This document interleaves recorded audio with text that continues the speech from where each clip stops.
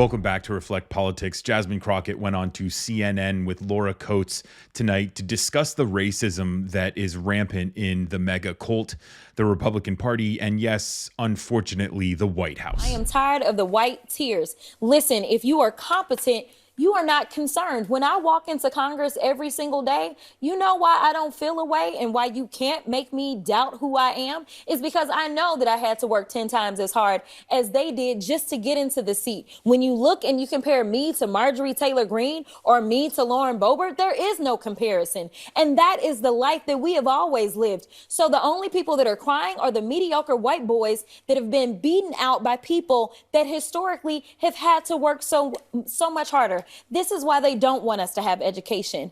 This is why they are trying to literally say we won't fund the HBCUs, because they know that if they've already gone after affirmative action and they're saying, you know what, don't allow them to come into, say, these PWIs, as we call them, don't allow them to come into these institutions. We know why they created the HBCUs in the first place. It was because they wouldn't allow us into the white institutions. And so now they're not allowing us in. And now they're saying, you know what, we're also going to defund the HBCUs. You know why? Because they don't want any more Kamala Harrises. They don't want any more Jasmine Crockett's. But I got news for them. I don't care what they do. We will fight to the end to make sure that we get our due. Because again, if you want to talk about the people that shouldn't be in this country, you probably need to look in the mirror, because the last time I checked, the Native Americans who Summer ICE have been rounding up, or the Puerto Ricans who are absolutely Americans, listen, the only people that came and colonized this place are your ancestors,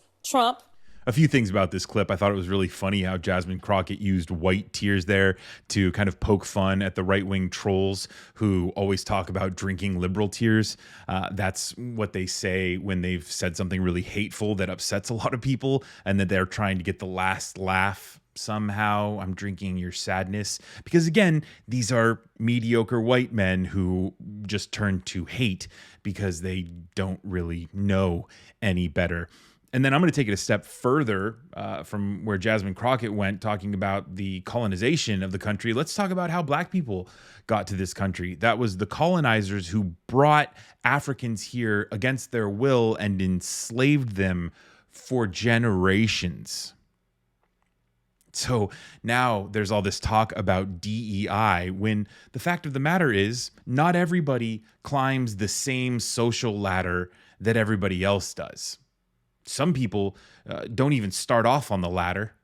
Others have to climb a steeper ladder. And then you've got the Donald Trumps who start off on the damn near top of that ladder with $1 million gift from daddy to start whatever company he wants to. And if you look back at the history of Donald Trump's businesses, even he couldn't really climb the social ladder. Jasmine Crockett had another moment where she kind of focused in on Donald Trump's white supremacy. President Trump is appointing Darren Beattie to a top State Department role. I know many people remember who Darren Beattie is. He was fired in 2018 from being a speechwriter. He was speaking at a conference attended by white nationalists. And then a few months ago, he posted this, Congresswoman: competent white men must be in charge if you want things to work. Unfortunately, our entire national ideology is predicated on coddling the feelings of women and minorities and demoralizing competent white men. Your reaction to his appointment? He needs to go. I mean, this is very simple. We right now have a white supremacist that is sitting in the White House. He is backed up by other white supremacists. And if you really want to know who the criminals are in this country, you can Google it. You don't have to trust me. But the people that commit 80% of the most violent crimes in this country are white supremacists. Yet for whatever reason, they sit and they serve at the pleasure of the president. They are the ones that were there on January 6th, tearing our democracy down physically. And now we have them tearing us down right here from within. Here is the problem. Of course, Congresswoman, to interrupt you, but President Trump, of course, has denied any allegations he's a white supremacist, and that's why he I don't apparently care what he fired says. what he. I don't care what he says. I know your point, but he did fire Darren Beattie in reaction. They believe in part to his attendance at that conference. Does that change your opinion in any No, way? it doesn't change my opinion because we saw what he literally recently just posted, and the coddling is for the white boys. That's what's happening right now. I am tired of the white tears. I do have a bone to pick with Laura Coates here. Why is she asking whether or not Donald Trump firing Beattie years ago would change her mind about him being a white supremacist? He is now hiring Beattie in the State Department. He's placing him there, meaning he fired him for being a white supremacist and kept him around and is now giving him a job. Why would that make Jasmine Crockett change her mind about Donald Trump being a white supremacist? If anything, that cements the fact that he's a white supremacist. Oh, I'll fire someone because it's opportunistic of me so that I don't catch any flack from this and that it doesn't hurt my election chances, but I'll keep him around for years and then put him in the State Department. Yeah, that's what white supremacists do with other white supremacists. And then let's talk about Darren Beattie's comments about our society and culture demoralizing competent white men. See, Beattie and I have a very different definition of what competent means. He thinks competent white men are the only ones who can get things done.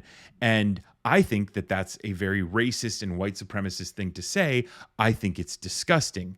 Now, I'm a competent man and Beattie is not. So yes, we should demoralize competent men who Beattie defines as competent, but I don't really think society's demoralizing competent white men who understand the struggles of others in our society. It's just crazy to think that we have the mediocre white man, the white boy that Jasmine Crockett talked about here in the Oval Office. It's shocking to me that we actually nominated this guy again. Another point before this video ends is that Jasmine Crockett brought up some really interesting stats about violent crime being tied to white supremacists. I made an entire video about that, which is on the screen right now if you want to watch that. You can also click the Reflect logo if you want to subscribe to the channel so that you get my future videos delivered straight to you. Also, before you go, be sure to share your reflections in the comments below. Thanks for subscribing. I'll see you in the next video.